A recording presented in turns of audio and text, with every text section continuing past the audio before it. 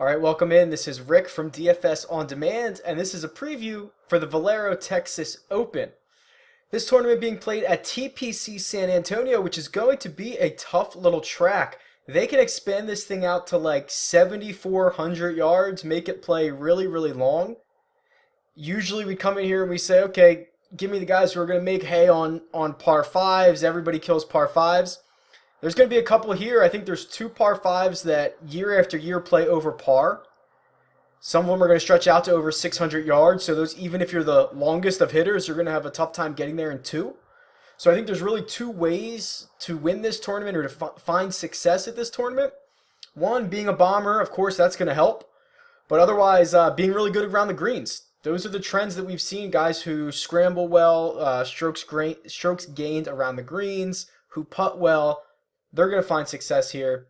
If you get guys who do both of those things, hit it long and play well around the greens, you've got Rory Mcilroy, but he's not in the field, so we're going to have a tough time finding someone who can do both. So, before we hop into the player pool, I will go a little deeper into the key stats that I'm going to be using for this week. And here they are. If you've never seen my model before, here it is. Basically what I do is I'll take 4 or 5 categories that I think are most important this week.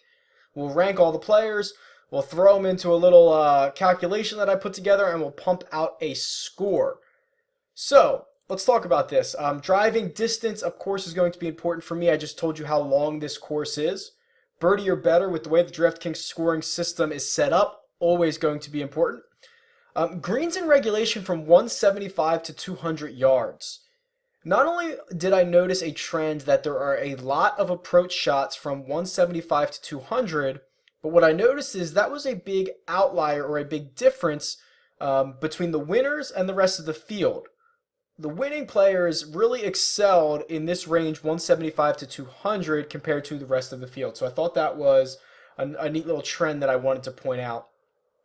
Then we also have strokes gained around the green. Of course, I told you how important that is going to be. And then we're almost certainly always going to have bogey avoidance. This is a tough course. It's, again, not going to be 20 or 25 under par that wins this thing. We're probably looking at 10, 11, 12. If the wind kicks up, who knows? It could get wild. But bogey avoidance is going to be important. So those are the stats that I'm looking at. Okay, let's look through a couple of these guys. Okay, let's look through a couple of these guys here. We've got Matt Kuchar, who is leading off and $600 more expensive than anyone else on this slate. I'm not particularly thrilled with Kuchar here. He just doesn't have the stats for me. So if we look at Kuchar, you'll see he's 108th in the field in driving distance, 93rd in birdie or better. 67th from 175 to 200 yards. Yeah, he's awesome around the greens. He doesn't make a lot of bogeys, but doesn't seem to set up to be the type of player that sets up well for this course. So I will probably not have too much of Kuchar, especially because he's the most expensive. And really, you know me, I play a lot of GPPs. I'm the contrarian. Look at this. Kuchar's had a lot of public things happen to him lately. He makes the hole-in-one at the Masters that everyone in the world sees. And then he goes out and shoots a 64 on Sunday at the RBC Heritage round of the day. Basically backdoors his way into a top 10. Those are two really public things that have happened to Kuchar in the last 2 weeks. I think his ownership is going to be very high. I'm probably staying away. Brooks Koepka at the number 2 most expensive player. I'm not sure I want to live in a world where Brooks Koepka is the second most expensive player on a slate. I have a lot of feelings about this, but I'm leaning more towards hating it than I am liking it. Yes, he played well at the Masters T11. Yes, he had a deep run at the match play, but that's really all you can say about this guy. Missed the cut in 4 of his last 6 events. Before the Masters, here's what I looked at. Before the Masters, he had not had a top 40 since the first week of November. A top 40. That's 5.5 months to go without a top 40 on tour, and now he's 10,900. I mean, I get it. This course sets up well for him. He's played well the last 2 times out, but that is a lot of risk to take on for a guy who likes risk like me. Charley Hoffman, your absolute chalk of the week. I probably don't have to point it out, but I will. His record is sparkling. Okay, they've played at TPC San Antonio for 7 years. No worse than a tie for 13th in any of them, including a win last year. He's got 4 top 25s in his last 6 events, with 2 of them being top 5s. I mean, playing well. This course sets up for him. He's the man, whatever. If you want to go a little contrarian, I'd probably play him on FanDuel in like the first and second rounds. He's faded a little bit on the weekends in his career, so if you want to go get him at a course he really plays well, go get him in the first 2 rounds, see if he can be the first round leader, maybe be the 36-hole leader. I actually think he's probably about $700 overpriced, but I'll have plenty of him. He's the pure chalk of the week. All right, moving down. I like Brendan Steele a lot. 8 straight cuts made this year. If you've watched this video series before, you know that I'm a big fan of Steele. Actually comes in as my number 1 ranked golfer, and you can kind of see why. In those 5 categories that we talked about, no worse than 17th in the field in any of them. Excellent at avoiding bogeys, second best in the field. You know, top 12 in birdie or better, 14th in driving distance. You know, he's kind of sneaky long. He's not one of those guys that you think hits it a long way, but he does. And he can get around the course. He's playing pretty well at the moment. You can see he's had a couple of top 10s this year. Like I told you, he's 8 for 8 on making cuts. So Steele is going to be a guy I'll be plugging into quite a few lineups. Below him, I like Kevin Chappell. Really streaky player, don't get me wrong, but significant upside. Tied for 4th here last year, tied for 15th in 2013, and a 2nd place finish in 2011. So basically, what's that? No, I guess it's not every other year, but a lot of high finishes here for Kevin Chappell. He's coming off a T7 at the Masters, and if you look back, I mean, not great results prior to that. No finish inside the top 40 prior to that. But what we know about Chappell is he's this type of player. He's a guy who's going to get on a run for 2 or 3 weeks and then disappear for a month. And then he's going to get on a run for 2 or 3 weeks and he's going to disappear again. If he was consistent, he'd beat Dustin Johnson, but he's not. He's Kevin Chappell. He's going to have these streaks. So $9,400 at a course that he's had pretty good history at in the past, along with a T7 at the Masters last time he teed it up. Not too shabby of a field there in Augusta. I like Kevin Chappell. I'll just roll through the next couple guys.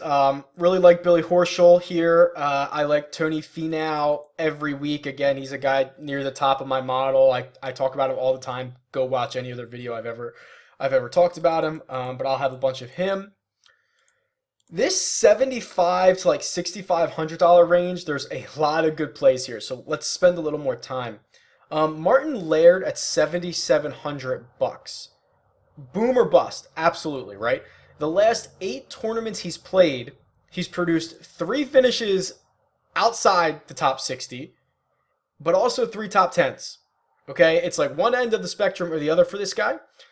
Laird falls into the category of not particularly long, but really good around the greens. That's where he's going to pick up his strokes.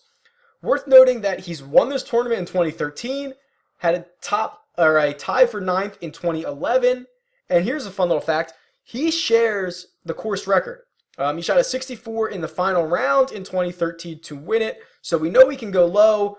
We know he's volatile. I think you could do worse here at 7,700. Luke List, again, another guy that pops up fairly often, gets cut last week, but had a T3 at the Shell Houston. He just pops up everywhere, man. Like, look at this. Number 1 in the field in driving distance, number 2 in birdie or better, and 8th in bogey avoidance. Like, without looking at any other stats, if you gave me that guy, whoever it was, who was 1st in driving distance, 2nd in birdie or better, and 8th in bogey avoidance, I would tell you he was priced a lot more expensive than $7,600, which is what Luke List was, or what Luke List is. So hard to overlook that.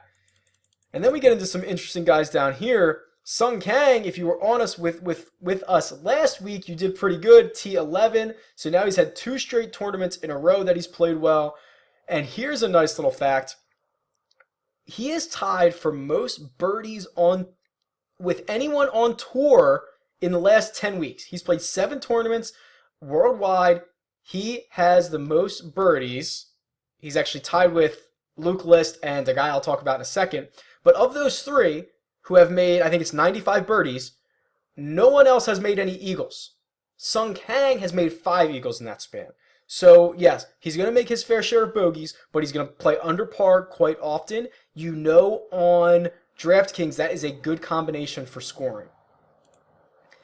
The guy that he's also tied with for most birdies with Luke List and Sung Kang is Sam Saunders.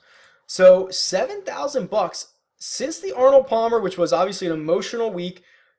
T5, T20, T11 has made a ton of birdies, only $7,000. So I'm a little concerned because this is the first time he's playing at the Valero Texas Open, but swinging a really good stick right now, only $7,000. Speaking of $7,000, real quick, Daniel Summerhays pops off the charts just a little bit. I'm not thrilled. You can't really look past the fact that in the last 4 years he's finished T13, T4, T2, T7. So that's a hell of a run for Daniel Summerhays the last 4 years. But that's really all you can say about him, because you can see these results. Hasn't cracked the top 45 in any of the last 7 tournaments that he's teed it up in. So recent form is not great, but the epitome of a course horse. And then if you're super desperate, I think that you could go down to, actually, you'd have to be really desperate, but Matt Jones I think is somewhat interesting. Doesn't play a lot on the tour. When he does, he's found some success. He's made 3 out of 4 cuts this year. He's actually a guy that pops up on my key stats. So here he is here. He's actually my third ranked golfer, which kind of scared me a little bit. But you can see why. Just really solid across the board. No worse than 35th in any category. I have to note that his sample size is a lot smaller than all the other guys, but the metrics are kind of there. So 6,300, if you're super desperate, I wouldn't be too upset to go with Matt Jones. And then you have, finally, Curtis Luck here. Okay. Name may look familiar. He was, I believe, the second best amateur at the Masters. Made the cut there. He has now dropped the amateur status. This is the first tournament he's going pro, trying to make a little bit of that moolah, get a paycheck this week. 20 years old. Okay, again, we talk about these guys all the time where they're going to be volatile. Curtis Luck is another one of those guys, but really impressive status. You know, he actually qualified for the Masters essentially twice. He won the U.S. Amateur Championship, which would have qualified him, and he won the Asia Pacific Amateur Championship, which also would have qualified him. So definitely worthy of that #1 amateur in the world ranking. Again, he's shedding that this week. I always think it's difficult to make your first start on tour as a pro, but we've seen the last 2 #1 amateurs do really well. Bryson DeChambeau and John Rahm both made really nice debuts in their first outing as professionals. So we'll see if Curtis Luck can follow in their footsteps. But yeah, guys should be excited to make a paycheck this week, and we'll see how he does. All right, that's about it. If you have any questions or comments, leave them in the comment box below or shoot me a tweet. It's at DFS On Demand, and I'll talk to you guys soon. Good luck.